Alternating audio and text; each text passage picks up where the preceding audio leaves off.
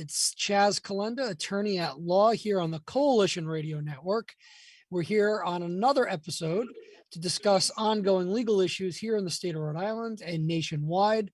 And to help me discuss again tonight is Coalition Radio host and station management, Pat Ford, who is reporting live from Westerly, the malted barley in Westerly, coming from a very, I would say, successful school committee meeting, I believe it was, down there in Westerly. Is that what was going on, Pat?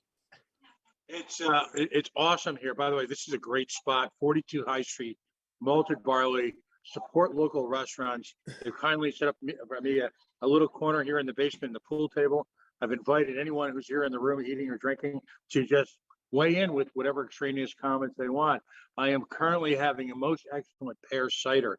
Yes, you heard it right, a pear cider on draft. I recommend it to everyone. The bar, the restaurant, the people, and the pear cider. Westerly was in one level successful tonight. The mask mandate has ended, effective, I believe, the Monday morning of the 7th. One area of concern, they're still working out the details. There are those people, and this is the type of thing we have to watch out for. There are those people who would like to vest said operation in one person, the superintendent. And I believe that the people need to retain control of that. So it's a challenge. The battle is ongoing. The conversations are ongoing. A lot of heat in Westerly, a lot of questions about parental control of curriculum were brought up this evening in a very balanced manner.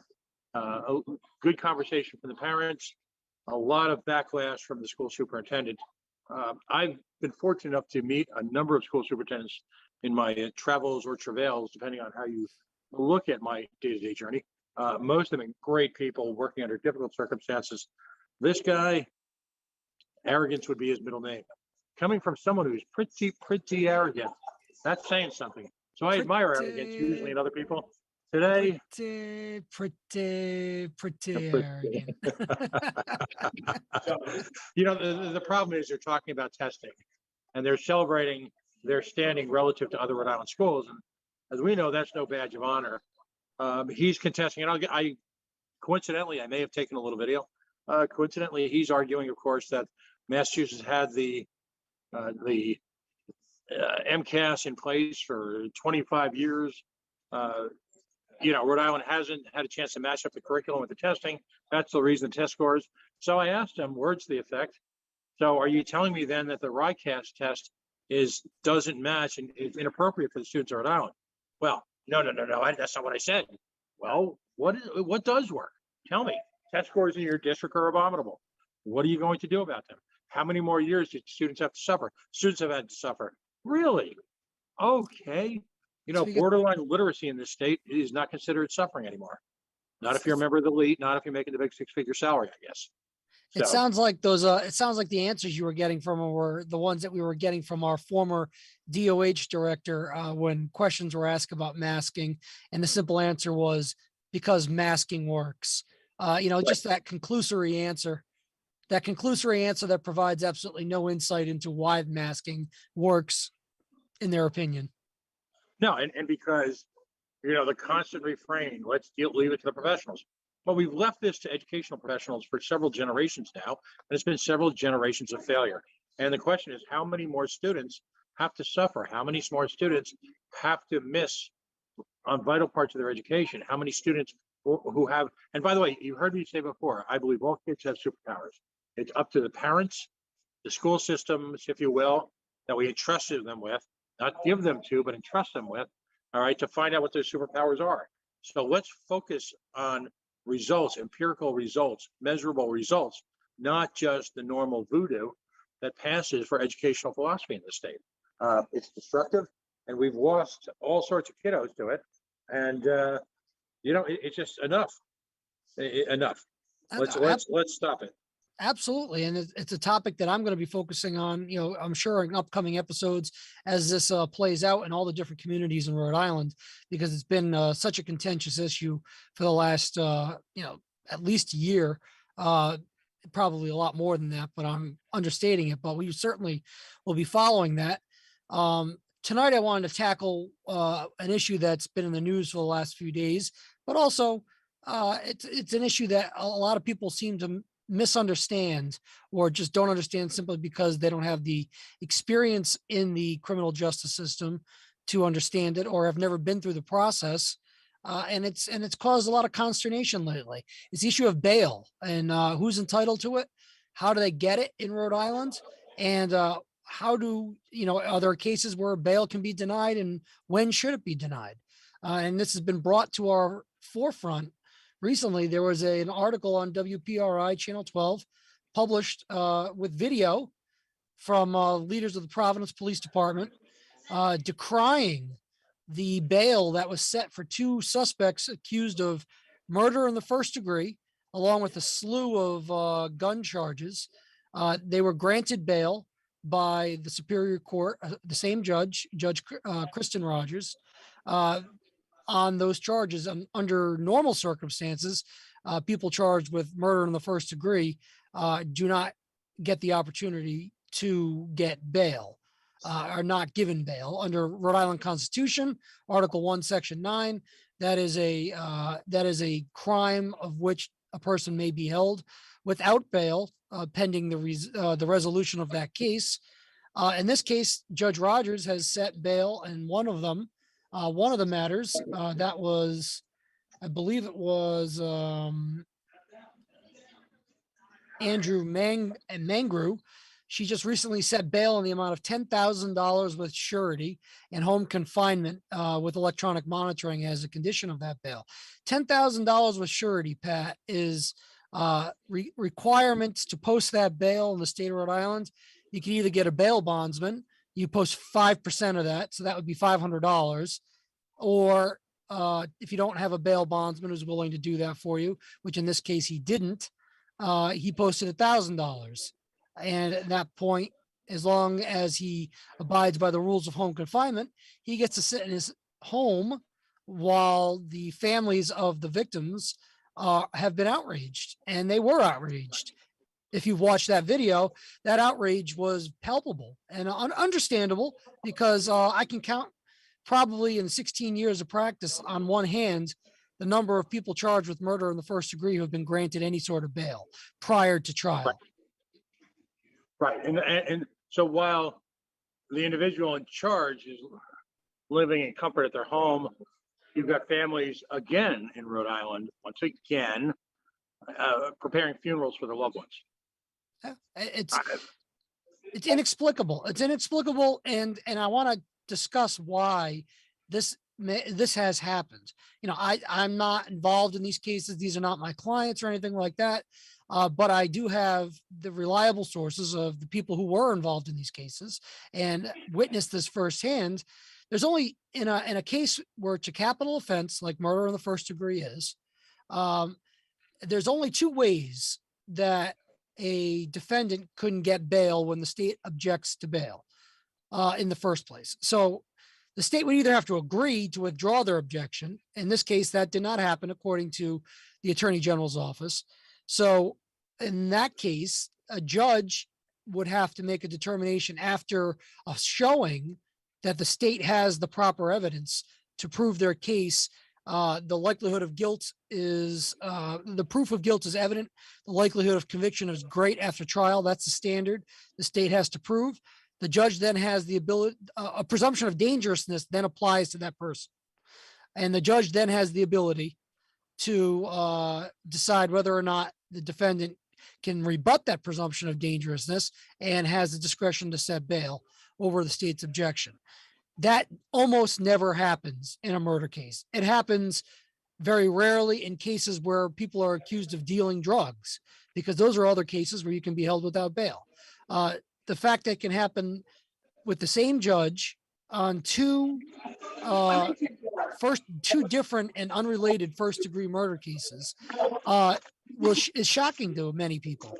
But what I have found out is that it was the lack of evidence or the lack of coherent presentation that was put on by the Attorney General's office that led the judge to potentially conclude that, yes, okay, the state has produced enough evidence at this point to go forward, but she was not convinced she was not convinced that the state potentially could proceed, or could be successful at a trial when this matter goes. And for that reason, she said bail, because of the lack of performance at the bail hearing by the Attorney General's office.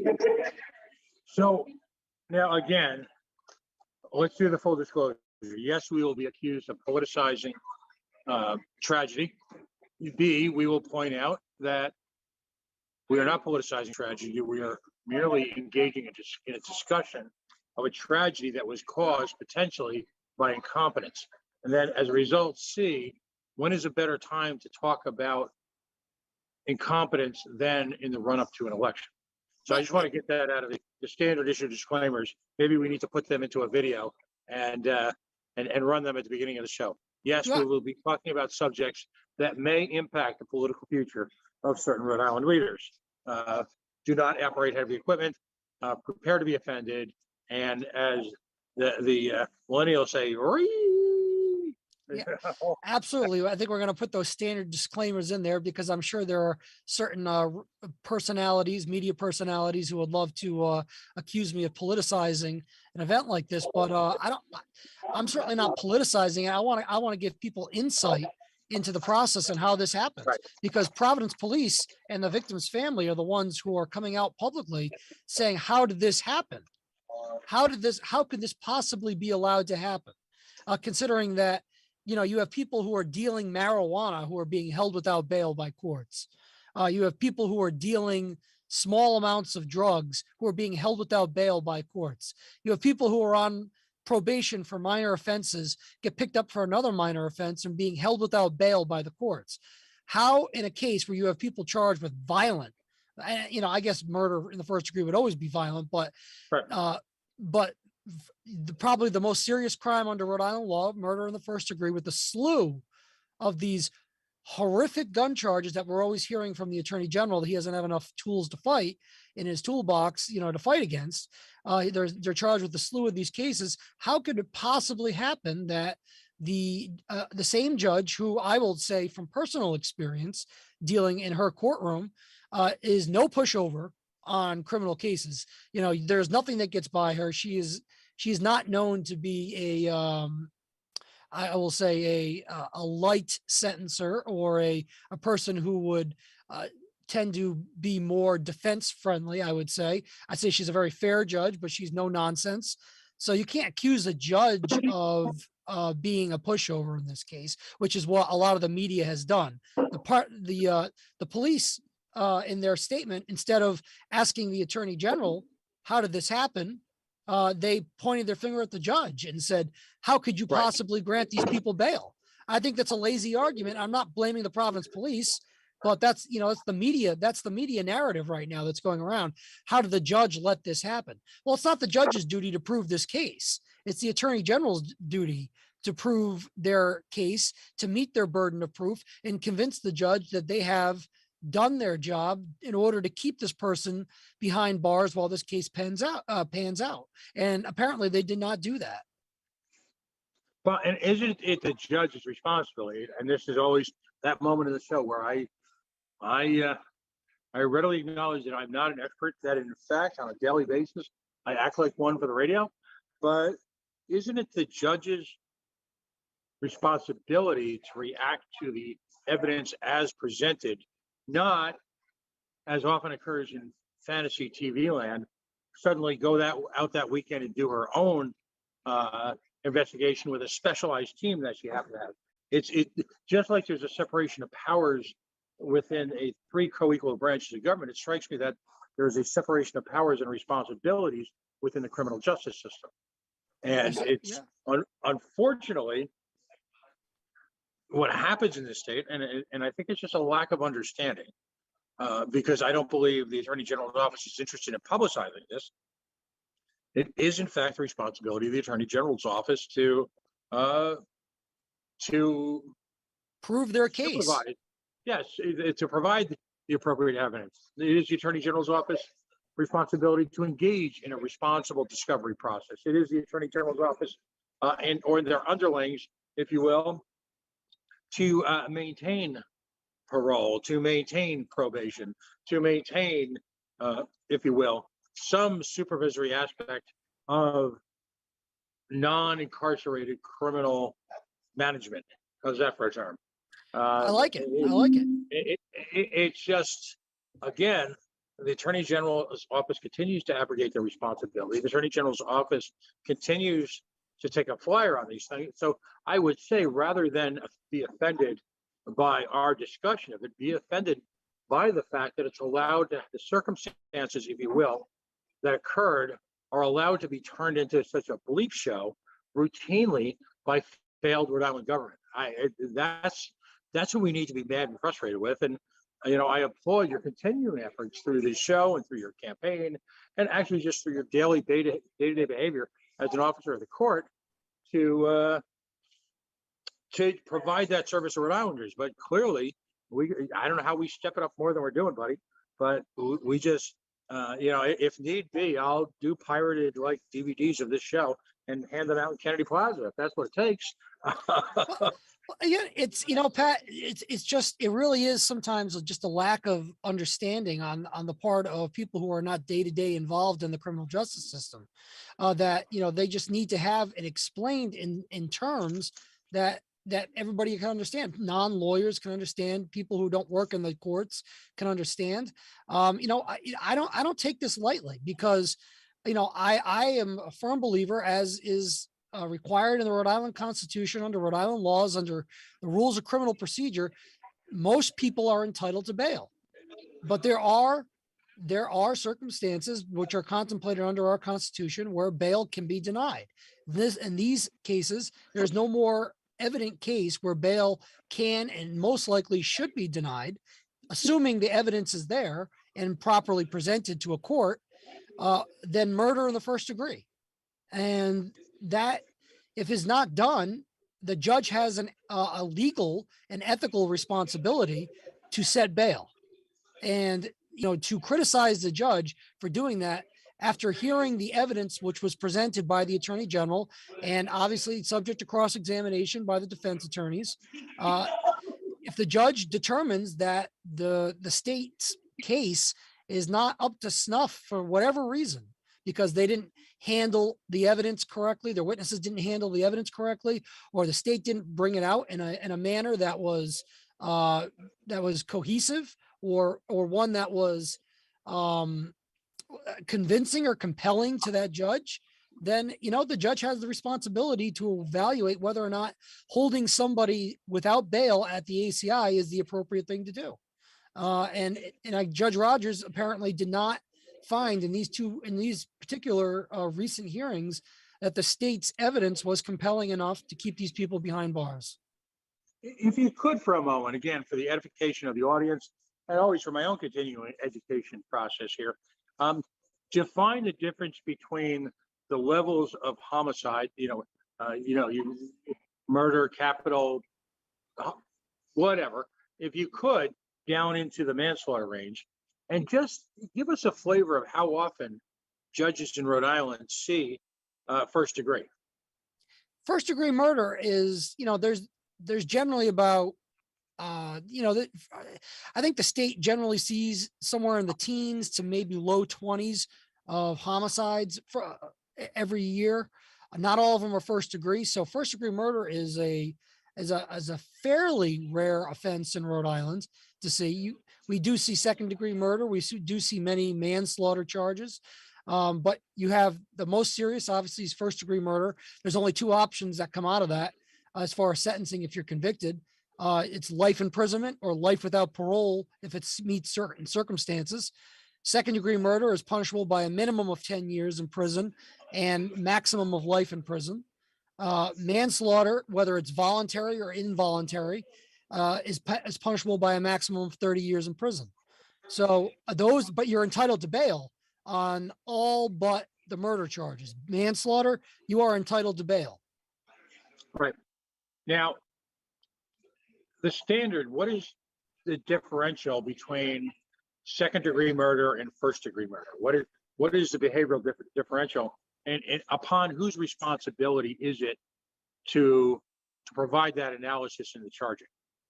So the difference between first degree murder and second degree murder is they're both the intentional killing of another human being with malice aforethought. So that's, malice aforethought's a legal term, but it's basically you intended to kill or inflict serious bodily injury, and you did in fact kill that person, and that was your intent. The difference between first and second degree is that first degree requires premeditation in doing so. Premeditation means like something like lying in wait, or you planned it out. That you were going to go kill so and so at some point in time. Premeditation could be a short period. It could be a short period of time. So you could be walking down the street and you don't, be so offended by something that somebody did, or something that you see of that person, or you see somebody you hate so much, and then form the premeditation at that moment to go kill that person. That could be first degree murder, but premeditation is the real difference. Right. Folks, if you're just joining us, you are watching Chaz Calenda, attorney at law. Chaz, in just a moment, is going to tell you his website and his Facebook page. So perhaps if you find this interesting, and we hope you do, because it's a little bit more serious treatment of the issues than the usual outrage porn that you see on so much social media and the general media at large. Please take a moment to like our Facebook page at facebook.com/The Coalition Radio. And as always, on the mighty Twitter at Coalition_Radio. Chaz, if you can just fill folks in on your social media, and then we'll get back to the issue at hand. Absolutely. So you can find me if you're interested in my campaign, which I'm running for Attorney General, just for a disclaimer. You can find me at CHAS, CHAS, the number 4AG.com.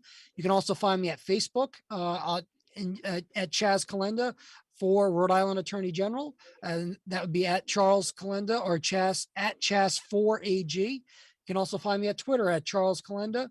You can find me on Instagram also at Chas4 Rhode Island Attorney General. If you want looking for legal advice, you can find me at the law offices of Inman and Torgy, which is at 401-823-9200 in Coventry, Rhode Island. And folks, forgive the unusual presentation. I find myself tonight in the burg of Westerly. I'm at the Malted Barley in Westerly at 42 High Street. Should you find yourself anywhere in the area, I will tell you the food is fantastic. Amazing stuff on draft. I'm a cider guy, not a beer guy. All right. And obviously I'm a root beer guy. Yacht Club soda is the finest root beer alive. But I find myself in the company tonight of an amazing pear cider. Just trust me on this. Pear, Pear, yeah, I know. It's amazing. It's subtle and nuanced, like me.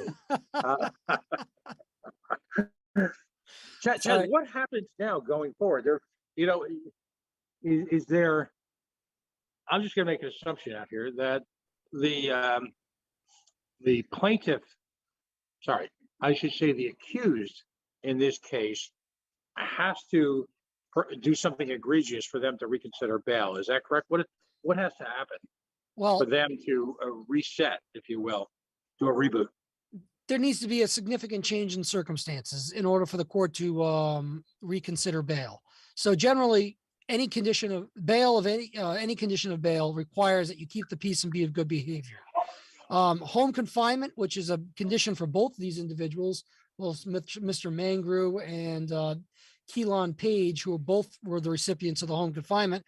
Home confinement has specific conditions and agreements that you must agree to in order to remain on home confinement. And if you don't abide by those conditions, it is an administrative transfer back to the ACI, because technically home confinement is a wing of the ACI. It's a wing of the prison. If they don't keep the peace and be of good behavior, if they don't abide by the home confinement rules, they are taken back to the ACI by the Department of Corrections. Right. Now, that's interesting. I want to touch on that in a second about the home being an extension. So in the absence of egregious action, no change, I'm assuming, I'm going to take a stretch here, that his defense lawyer, the defense lawyer involved here, I should say, had that, heart-to-heart, that come to Jesus meeting with his client, saying that he just received the gift of all time and that he'd better not screw up. Is that that a fair statement? That would certainly be what I would be telling my client if I was representing these people, because like I said, I could probably count on one hand the amount of times that I've seen a murder one accused receive pretrial bail. And the only times I've really seen it is many times when, not many times, but the times where the perpetrator or the alleged perpetrator started out as a juvenile and then was waived out of the family court to be tried as an adult. I've seen home confinement set in those situations for people, for those individuals accused of murder, but very, very, very rarely do you see an adult, especially ones with criminal records, which at least Mr. Page here has a fairly lengthy one. Ones with criminal records get the benefit of bail on murder in the first degree. If I could be so bold, should I begin to infer that a lengthy criminal record is your ticket to paradise with this Attorney General's office, if you understand my implication on other cases? Certainly I understand your implication. It's, I saw a memo come from the Attorney General's office, a nice, very friendly individual in law enforcement. I was kind enough to show me a memo that came from the office of the Attorney General, which basically said that they are no longer going to request people be held without bail on probation violations unless certain new crimes are committed. Otherwise, they are going to no longer request that hold without bail, which has been a fairly standard practice throughout my time practicing law. And in some cases, that's very appropriate. But to have a standing order that nobody that is on probation, unless they're charged with a new violent crime, is going to even be considered for a hold without bail, a one size fits all does not work for the criminal justice system, Pat. Right, because then you get the pendulum swinging in the other direction. I'm sure you've seen your share of cases where circumstantial evidence and happenstance and the proverbial wrong place, wrong time has thrown people into a return engagement, if you will, with what I'll euphemistically call Rhode Island's criminal justice system through literally no fault of their own. I think you've seen that recently, both with folks who have criminal records and folks who have no criminal records. So is there a market here anywhere for just a simple, competent application of the law, the sentencing standards, and some reasonable practices? Is that anywhere, or are we just going to continue to cater to a variety of interest groups? Well, I think that's what this Attorney General is doing, is catering to his interest groups, because obviously we're in an election year. I'm going to be his opponent. As far as I know, I'm going to be his only opponent. And I've been a very vocal critic of his partisan use of his office, which really has no basis to have partisanship in it when you're making decisions like this. So, I think by engaging in this type of pandering to certain groups, it really perverts the criminal justice system. You have to look at these cases. You have to look at these cases on an individual basis. You have to look at them based on the law and facts, on the individual accused of the crime, their background, their ability to stay out of trouble, their ability to be rehabilitated, their ability and their amenability to a potential alternative courts or alternative sentences that do not result in incarceration. And then you also have to look at the reality of some people just can't stay out of trouble. And unfortunately, the prison is the place for them at that time. So, I don't understand why this has to turn into a political issue. I don't understand why we can't have individual prosecutors making decisions at the ground level. The people who are in court every day, I'm talking about the prosecutors who work for the Attorney General's office, who, they have a hard job, Pat. I did it for 12 years. They have a very hard job, and they're getting orders barked at them left and right from their superiors about what they need to do and how they need to do it. They need to be given some training, number one, because they've lost a lot of their experienced prosecutors that have been doing this for a long time. They need to be given some training, number one.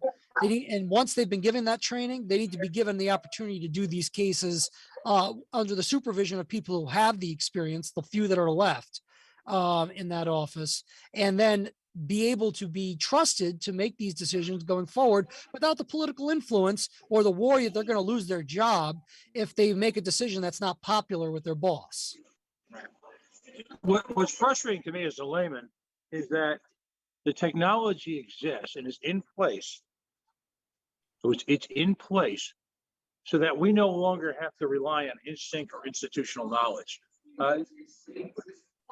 One of the beauties of your candidacy is that you, in fact, are boots on the ground, both for your 12 plus years of experience as a prosecutor in the Attorney General's office, and now your extensive, as we were joking about this week, seemingly constant appearance is in court, criminal justice practice. And so you've got all the tools necessary for everyone to see, not just a snapshot, but give you insight into virtually every aspect of these cases. Why is this so hard? Well, I mean, the criminal justice is hard. The system is not perfect. You know that, Pat. I mean, you've had guests on your network that, talk about the inequities of the criminal justice system and the imperfections of the criminal justice system. So, we have a flawed system to begin with. I'm certainly not the one who's got to come out here and say the criminal justice system always gets it right, because it doesn't. And that doesn't mean that, I only believe one way. It gets it wrong going both ways many times. But, it shouldn't be hard for the chief law enforcement office in the state of Rhode Island, which is the Attorney General, to use common sense and enforce the laws in a way that has absolutely nothing to do with his either re-election chances, his election chances, his popularity among his base, whatever it is. That's not going to be an influence should I be given the opportunity to steward that office.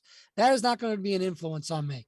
If I get elected, I can tell you that at least in the first 4 years, if I'm elected to a term, I'm going to take each case. I'm going to make sure my prosecutors in that office take each case on an individual basis, keep the politics out of it. And I'm not going to stick my nose in their business and tell them what they should or should not be doing as far as how to handle their cases, because I'm only going to have people working for me that I know can do the job, and that I know have been trained to do the job, and are going to put their personal beliefs and politics aside and do it in a way that's going to achieve justice. Because as the United States Supreme Court has held many, many, many times, the role of the prosecutor is to be the minister of justice, not to win cases, not to win convictions, is to do justice all the time, every time. And that's what we're missing right now in this office. The role of the Rhode Island Attorney General has been perverted. So I was very, I was heartbroken to see these families that were appearing with Providence. Yeah, ripped apart. I've been heartbroken. I start going back to the beginning of this year with that Olivia Passaretti, who had been tragically killed in that terrible road accident. I won't call it an accident, but that terrible road incident in Warwick. I'll call it the weaponization of an automobile. Yeah, that's fine, and that's what it was. That seems to be what it is. I feel horrible for these people, because I don't think justice is being sought in the way that's appropriate for a minister of justice with these people, because unfortunately, in Rhode Island, our Attorney General is elected in a partisan election, and you have to identify your politics. I've identified mine, but I've also said at the same time, my personal politics will play no role in the way I run that office. Peter Nerona cannot say the same thing. He has not said the same thing. He's tried to backtrack on that, but from day one, he's called himself an activist. So he can try to redefine that word as many times as he wants. It's on video, and he told everybody what he was going to do from day one. We all should have been listening. We all should have been listening to him, because he has done exactly what he said he was going to do. And that would be an activist attorney general, which is not the role. And it's, as someone who worked in that office and gave 12 years of my life to that office, it hurts me to see that from a professional standpoint. And it hurts me to see that as a member of the bar, because, although I may have clients who benefit from his partisan politics, it doesn't mean that that's justice. It means that Right. I have a job to do as a criminal defense attorney, and I'm going to take the opportunities available to me that are either given to me by the Attorney General's office or by virtue of the actions of the Attorney General's office to get my clients the best possible deal, because that's the role of the defense attorney as opposed to the role of the prosecutor. Excellent. Well, take us home, Chaz Calenda. So I hope I've helped everybody here, understand how bail is determined, how bail works in Rhode Island, why some of these cases have turned out the way they are. And I will point out, because it's something I did forget to point out, that just because somebody was given bail pre-trial or pre-conviction does not mean that they are not going to eventually be convicted sometime down the line. Bail is there to assure that the community is safe and that people will appear in court. So I do want to put that disclaimer out there that just because these people were given bail does not mean the case is over. Those cases will be heard in some way, in some fashion going down the line. But Pat, I really appreciate you joining me here again on another episode of Chaz Calenda, Attorney at Law, where we talked about bail in Rhode Island courts, help the public understand what goes on in the halls of justice, where you say so often that justice is found in the halls. It could, Yes, it is. yeah, and I'd like to, part of my goal in this campaign is to pull the curtain back on the criminal justice system, pull the curtain back on the Attorney General's office, pull the curtain back on all that goes on in our court system, so the people can understand exactly what they're looking at and what the Office of the Attorney General's role is in all of this. Because I think it's important that our society, our state, the people of our state, be as informed as possible about issues that are as important as this. So I appreciate your input tonight. I appreciate your insight into this and the questions that you've asked. And I hope all of you watching here on the Coalition Radio Network have been informed and appreciate what we've provided to you. Again, I'm Chaz Calenda. I'm an attorney at the law firm of Inman & Torgy, 1500 Nooseneck Hill Road in Coventry, 401-823-9200. And you can find information about my campaign at CHAS, CHAS, the number 4AG.com. If you're interested in making a change to take the law and put it above politics here in Rhode Island in November of this year and replace Peter Nerona as the Attorney General. So, Pat, once again, thank you. And I hope all of you watching here on the Coalition Radio Network will go out of your way and like us, follow Pat and his network, the Coalition Radio Network, and follow me here on Chaz Calenda, Attorney at Law, for future episodes. Thank you once again, and we'll see you on the next episode of Chaz Calenda, Attorney at Law. Have a good Wednesday night. Good night, folks.